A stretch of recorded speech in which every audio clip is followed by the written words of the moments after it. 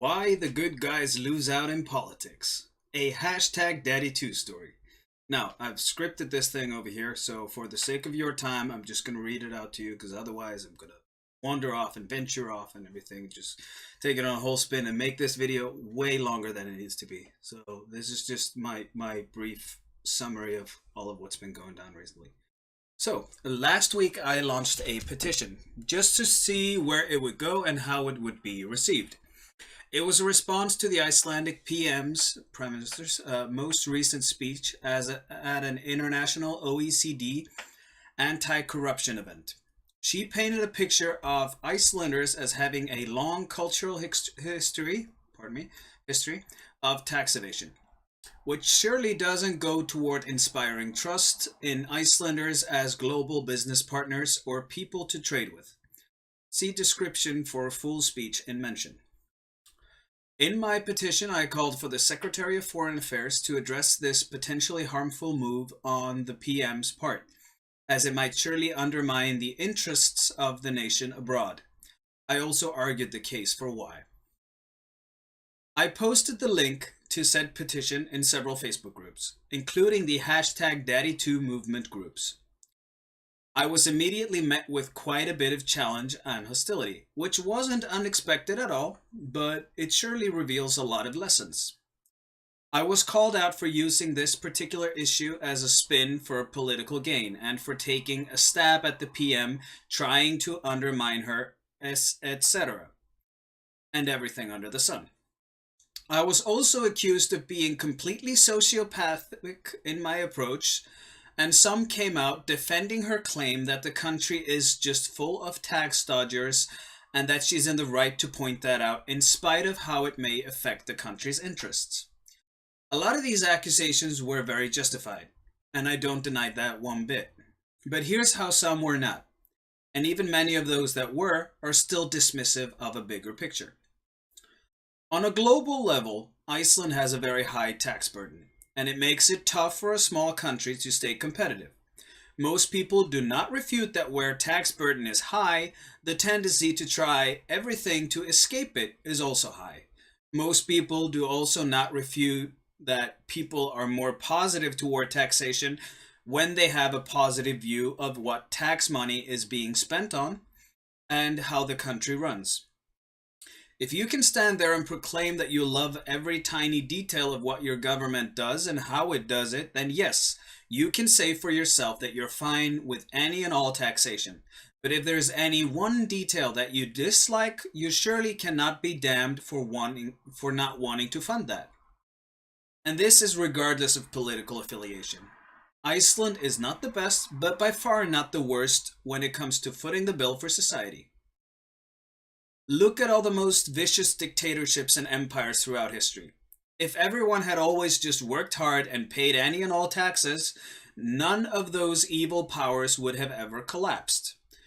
It is thus for the sole sake of enough people going, "This is wrong, I'm leaving," that led to the end of the torturous behavior.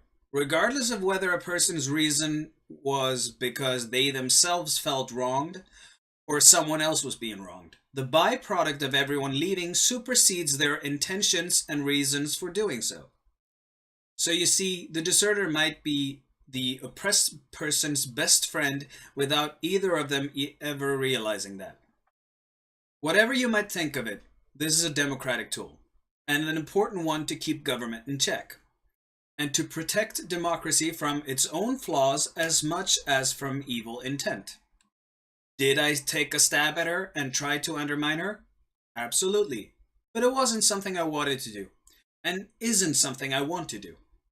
As much as I disagree with every single idea and stance this woman has, and as much as I feel like she's gotten to ride her way up for cheap, mostly unchallenged throughout her career, I seriously don't want her to fail.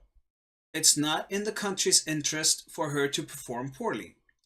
And my petition was an open invitation to her to better herself and to clean out the corruption in her own ranks and not just lash out at everyone else's corruption. When she entered into coalition with the two parties, her party had spent its entire existence teaching its grassroots to hate. I was actually with her. Her party took a blow. People left in a hissy fit because that is the way they do things on the far left. But I vocally stated that we all knew it had to come to this following the election results, and that her bitter and greedy voter base didn't even deserve their own party's politicians, nor their efforts. This is the reality when it comes to politics. You sometimes need to talk to the opposition, and sometimes build coalitions with people you don't like or disagree with. The left is killing itself, because once the center re-emerges and grows, it will only be able to work to the right, as the left remains a my way or the highway monolith. Many of the people involved in the hashtag Daddy2 movement are left-wing voters. They want big government, a robust welfare system that spends a lot, and all the other perks. And surely, everyone who doesn't want to pay for it is an evil person. But what are they up against now? They're up against a rival that has sprung out of their own ranks and institutionalized its access to public funds to work directly against their interests. We're talking about an assistant to the aforementioned PM and a VP of another far-left party included in these leaks. So these guys would rather these people had access to taxpayer money to fund their battle against them than have anyone escape the tax collector and thus pay less for this corruption that directly affects them. These guys are stuck between a rock and a hard place, and they can't determine who the real enemy is here. And the larger percentage of the overall Daddy2 movement that is limited by this conflictuous position, the more likely that entire cause is to fail, and the institutionalized corruption they're up against will simply eat them up. Why?